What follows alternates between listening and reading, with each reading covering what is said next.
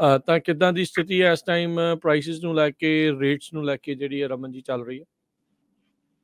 ਬਿਲਕੁਲ ਰਾਜਨ, ਜਿਹੜਾ ਇਹ ਸਮਾਂ ਹੁੰਦਾ ਆ ਪਹਿਲਾ ਕੁਆਟਰ ਸਾਲ ਦਾ, ਪਹਿਲੀ ਜਨਵਰੀ, ਫਰਵਰੀ ਤੇ ਮਾਰਚ ਜਿਹੜਾ ਹੁੰਦਾ ਆ ਇਹਦੇ ਵਿੱਚ ਯੂਜਲੀ ਜਿਹੜਾ ਮਾਰਕੀਟ ਹੁੰਦੀ ਹੈ, ਕੈਲੀਫੋਰਨੀਆ ਦੀ ਮਾਰਕੀਟ ਕਾਫੀ ਠੰਡੀ ਹੁੰਦੀ ਆ, ਬਿਕੋਜ਼ ਇੱਥੋਂ ਦੀ ਜਿਹੜੀ ਆਪਣੀ ਪ੍ਰੋਡਿਊਸ ਮਾਰਕੀਟ ਸ਼ਿਫਟ ਹੋ ਜਾਂਦੀ ਹੈ ਸਾਊਥ ਦੇ ਵਿੱਚ, ਮੈਕਸੀਕੋ ਬਾਰਡਰ ਦੇ ਉੱਤੇ। ਸੋ ਇਸ ਕਰਕੇ ਕੈਲੀਫੋਰਨੀਆ ਦੇ ਵਿੱਚ ਯੂਜਲੀ ਜਿਹੜਾ ਉਹ ਹੁੰਦਾ, ਤੇ ਓਵਰਆਲ ਜਿਹੜਾ ਇਸ ਵੇਲੇ ਬੈਡ ਵੈਦਰ ਹੈਗਾ ਉਹ ਕਾਫੀ ਜਿਹੜਾ ਪਲੇ ਕਰ ਰਿਹਾ ਹੈਗਾ ਕਾਫੀ ਚੀਜ਼ਾਂ ਦੇ ਵਿੱਚ। ਜਿਹੜੇ ਕੋਈ ਇੱਕ ਐਸੇ ਏਰੀਆਜ਼ ਹੈਗੇ ਆ ਜਿੱਥੇ ਕਿ ਸਨੋ ਜਾਂ ਬਰਫਬਾਰੀ ਬਹੁਤ ਜ਼ਿਆਦਾ ਹੈਗੀ ਆ, ਉਹਨਾਂ ਏਰੀਆਜ਼ ਦੇ ਵਿੱਚ ਜਿਹੜੇ ਰੇਟਸ ਹੈਗੇ ਆ ਉਹ ਥੋੜੇ ਅਪ ਗਏ ਹੈਗੇ ਆ, ਓਬਵੀਅਸਲੀ, ਕਿਉਂਕਿ ਉੱਥੇ ਟਰੱਕ ਨਹੀਂ ਜਾ ਰਹੇ ਹੈਗੇ। ਸੋ ਜੇ ਤੁਸੀਂ ਉਹੋ ਜਿਹੇ ਰਾਊਟ ਤੇ ਜਾਂਦੇ ਹੈਗੇ ਆ ਤਾਂ ਡੈਫੀਨੇਟਲੀ ਤੁਹਾਨੂੰ ਰੇਟਸ ਦਾ ਫਰਕ ਲੱਗੂਗਾ ਜਾਂ ਫਰਕ ਪਤਾ ਲੱਗੂਗਾ। ਪਰ ਡੈਫੀਨੇਟਲੀ ਰਾਜਕਰਨ ਨੋਰਮਲ ਸੀਜ਼ਨ ਜਿਹੜਾ ਹੈਗਾ ਉਹ ਸਲੋ ਹੈਗਾ, ਤੇ ਉਹਦੇ ਓਵਰਆਲ ਜਿਹੜੀ ਆਪਣੀ ਇਕਨੋਮੀ ਦੇ ਸਲੋ ਡਾਊਨ ਕਰਕੇ ਉਹ ਥੋੜਾ ਜਿਹਾ ਹੋਰ ਝਟਕਾ ਜ਼ਿਆਦਾ ਲੱਗ ਰਿਹਾ ਹੈਗਾ। ਬਟ ਓਵਰਆਲ ਮਾਰਕੀਟ ਜਿਹੜੀ ਆ ਸਥਿਰ ਹੈਗੀ ਆ। ਜੀ ਜੀ ਸੋ ਇਹੋ ਜਿਹੇ ਮੌਕੇ ਦੇ ਉੱਤੇ ਆਪਾਂ ਕਿੰਨੀ ਵਾਰੀ ਜਿਹੜੀ ਆ ਉੱਦਾਂ ਵੈਸੇ ਚਰਚਾ ਜਿਹੜੀ ਕੀਤੀ ਆ, ਕੈਲੀਫੋਰਨੀਆ ਦੇ ਇੱਕ ਹੋਰ ਡਰਾਈਵਰ, ਫਰੈਜ਼ਨੋ ਇਲਾਕੇ ਦਾ ਜਿਹੜਾ ਰਹਿਣ ਵਾਲਾ, ਸਲੀਨਾ ਜਿਹੜਾ ਕੈਂਸਸ ਦਾ ਜਿਹੜਾ ਇਲਾਕਾ ਆ, ਉੱਥੇ ਇੱਕ ਐਕਸੀਡੈਂਟ ਦੇ ਵਿੱਚ ਉਸਦੀ ਮੌਤ ਜਿਹੜੀ ਉਹ ਹੋ ਗਈ ਆ।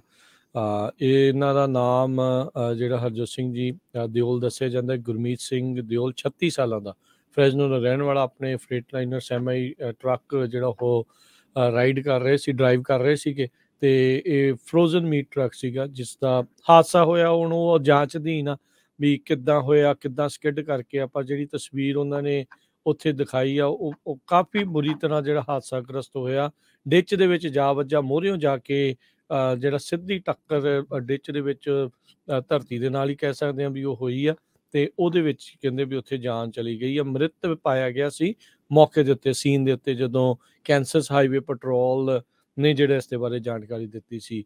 ਇਹ ਵੀ ਚੱਲਣ ਕਾਫੀ ਜ਼ਿਆਦਾ ਜਿਹੜਾ ਉਹ ਵੱਧ ਰਿਹਾ ਹੈਗਾ। ਬਾਰ-ਬਾਰ ਆਪਾਂ ਗੱਲ ਵੀ ਇਸ ਦੇ ਉੱਤੇ ਕਰਦੇ ਹਾਂ। ਇਹਦੇ ਵਿੱਚ ਫਿਰ ਇਵੈਂਚੁਅਲੀ ਜਿਹੜੀ ਗੱਲ ਡਰਾਈਵਰ ਦੀ ਉਸ ਦੇ ਉੱਤੇ ਜਿਹੜੀ ਰਮਨ ਜੀ, ਹਰਜੋਤ ਜੀ ਆ ਜਾਂਦੀ ਆ ਵੀ ਕੀ ਅਜਿਹੀਆਂ ਸਥਿਤੀਆਂ ਦੇ ਲਈ ਸਾਰੇ ਜਾਣੇ ਤਿਆਰ ਨੇ, ਉਹਨਾਂ ਨੂੰ ਕਿੰਨਾ ਕੁ ਜ਼ਿਆਦਾ ਜਿਹੜਾ ਇਸ ਦਾ ਐਕਸਪੀਰੀਅੰਸ ਆ, ਕੀ ਇਨਐਕਸਪੀਰੀਅੰਸ ਇਹ ਸਾਰੇ ਜਿਹੜੇ ਹਾਦਸਿਆਂ ਨੂੰ ਜਿਹੜਾ ਇਸ ਦੇ ਵਿੱਚ ਪਿੱਛੇ ਮੁੱਖ ਕਾਰਨ ਬਣਦਾ ਜਾ ਰਿਹਾ? ਬਿਲਕੁਲ ਰਾਜਕਰਨ, ਜਿਹੜੀ ਇਹਦੇ ਚ ਇਸ਼ੂਜ਼ ਹੈਗੇ ਆ, ਪ੍ਰੋਬਲਮਸ ਹੈਗੀਆਂ ਆ, ਦੇਖੋ ਵਾਈਡ ਸਪਰੈਡ ਹੈਗੀਆਂ। ਪਹਿਲੀ ਗੱਲ ਤੇ ਹੈ ਕਿ ਜਿਹੜੇ ਇਸ ਵਾਲੇ ਜਿੰਨੇ ਵੀ ਪ੍ਰੋਬਲਮਸ ਆ ਰਹੀਆਂ ਹੈਗੀਆਂ, ਡੈਥਸ ਹੋ ਰਹੀਆਂ ਹੈਗੀਆਂ, ਅਸੀਂ ਦੇਖ ਰਹੇ ਹੈਗੇ ਕਿ ਮੋਸਟਲੀ ਜਿਹੜੀਆਂ ਯੰਗ ਡਰਾਈਵਰ ਹੈਗੇ ਆ ਔਰ ਨਿਊ ਡਰਾਈਵਰ ਹੈਗੇ ਆ।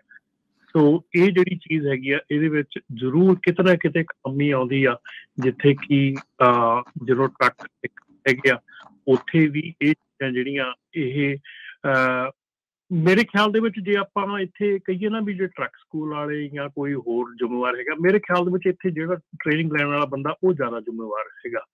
ਕਿਉਂਕਿ ਇਹ ਚੀਜ਼ ਸੱਚਾਈ ਆ ਕਿ ਤੁਸੀਂ, ਮੈਂ ਅੱਗੇ ਵੀ ਕਈ ਵਾਰੀ ਐਗਜ਼ਾਮਪਲ ਦਿੰਦਾ ਹੁੰਦਾ ਕਿ ਮੈਨੂੰ ਨਹੀਂ ਸਮਝ ਆਉਂਦੀ ਵੀ ਕਿਸ ਤਰ੍ਹਾਂ ਜਾ ਕੇ ਅਸੀਂ ਕਹਿ ਦਿੰਦੇ ਹਾਂ ਕਿ ਸਾਨੂੰ 10 ਦਿਨਾਂ ਦੇ ਵਿੱਚ ਲਾਇਸੈਂਸ ਚਾਹੀਦਾ ਜਾਂ ਸਾਨੂੰ 12 ਦਿਨਾਂ 'ਚ ਲਾਇਸੈਂਸ ਚਾਹੀਦਾ ਆ। ਜਦੋਂ ਨਿੱਕੇ ਜਿਹੇ ਛੋਟੇ ਜਿਹੇ ਬੱਚੇ ਨੂੰ ਜਿਹੜਾ ਆ ਆਪਾਂ ਸਕੂਲ ਉਦੋਂ ਸਾਰੇ ਜਿਹੜੇ ਆ ਉਹ ਐਨ ਇਕੱਲੇ ਸਕੂਲ ਦੇ ਚੀਜ਼ਾਂ ਦੇਖਦੇ ਆ ਵੀ ਇਹਦੇ 'ਚ ਕੀ ਹੋਣਾ ਕੀ ਨਹੀਂ ਹੋਣਾ। ਇਕੱਲੇ ਇੰਡੀਆ 'ਚ ਤੇ ਚਲੋ ਇੱਥੇ ਤਾਂ ਨਹੀਂ ਹੈਗਾ, ਇੰਡੀਆ 'ਚ ਤਾਂ ਮਤਲਬ ਕਿ ਇੰਟਰਵਿਊ ਤੱਕ ਹੁੰਦੇ ਆ ਪੇਰੈਂਟਸ ਦੇ ਵੀ, ਮਤਲਬ ਇਹ ਬੱਚਾ ਸਾਡੇ ਆਉਣ ਯੋਗ ਹੈਗਾ ਕਿ ਨਹੀਂ ਹੈਗਾ। ਤੇ ਅਸੀਂ ਆਪਣੇ 20, 22, 23 ਸਾਲਾਂ ਦੇ ਯੰਗਸਟਰ ਨੂੰ ਜਦੋਂ ਟਰੱਕ ਸਕੂਲ 'ਚ ਲੈ ਕੇ ਜਾਂਦੇ ਆ ਜਾਂ ਪਾਉਂਦੇ ਆ ਜਾਂ ਉਹ ਜਾਂਦਾ ਆ, ਤੇ ਘਰਦਿਆਂ ਨੂੰ ਨਹੀਂ ਪਤਾ ਲੱਗਦਾ ਵੀ ਇਹ ਮਤਲਬ ਕਿੱਦਾਂ 10 ਦਿਨਾਂ ਦੇ ਵਿੱਚ ਜਾਂ 20, 15 ਦਿਨਾਂ ਦੇ ਵਿੱਚ ਇਹ ਟਰੱਕ ਸਿੱਖ ਸਕਦਾ ਬੰਦਾ। ਮਤਲਬ ਇਹ ਚੀਜ਼ ਜਿਹੜੀ ਹੈ ਨਾ, ਇਹ ਚੀਜ਼ ਮੈਨੂੰ ਸਮਝ ਨਹੀਂ ਆਉਂਦੀ ਕਿ ਕਿਉਂ ਨਹੀਂ ਘਰ ਦਾ ਵੀ ਕੋਈ ਰੋਕਦਾ, ਕਿਉਂ ਨਹੀਂ ਕੋਈ ਬਾਹਰ ਦਾ ਰੋਕਦਾ, ਕਿਉਂ ਨਹੀਂ ਆਪ ਨੂੰ ਨਹੀਂ ਸਮਝ ਆਉਂਦੀ ਕਿ ਅਸੀਂ ਮੈਂ ਕਿਸੇ ਦੇ ਉੱਤੇ ਉਂਗਲ ਨਹੀਂ ਚੱਕਦਾ।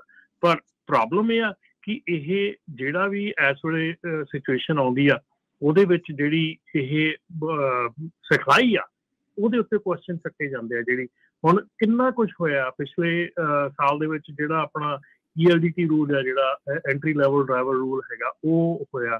ਹੁਣ ਉਹਦੇ ਵਿੱਚ ਮਤਲਬ ਕਿ ਘੱਟੋ ਘੱਟ ਨਹੀਂ ਤਾਂ 32 ਵਿਸ਼ੇ ਆ ਜਿਨ੍ਹਾਂ ਦੇ ਉੱਤੇ ਟਰੱਕ ਸਕੂਲ ਦੇ ਵਿੱਚ ਤੁਹਾਨੂੰ ਸਿਖਾਇਆ ਜਾਣਾ ਚਾਹੀਦਾ।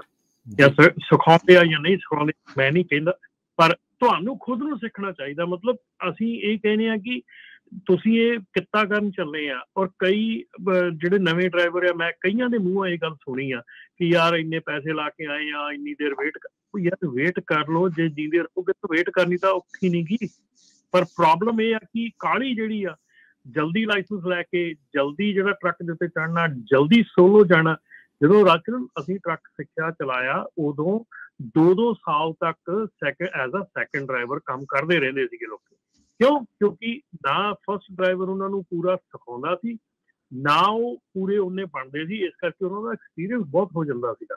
ਸੋ ਇਹ ਜਿਹੜੀ ਚੀਜ਼ ਹੈਗੀ ਆ, ਇਹ ਅੱਜ ਦੀ ਜਿਹੜੀ ਜਨਰੇਸ਼ਨ ਹੈਗੀ ਆ, ਉਹਦੇ ਵਿੱਚ ਬਿਲਕੁਲ ਹੀ ਖਤਮ ਹੋ ਚੁੱਕੀ ਆ।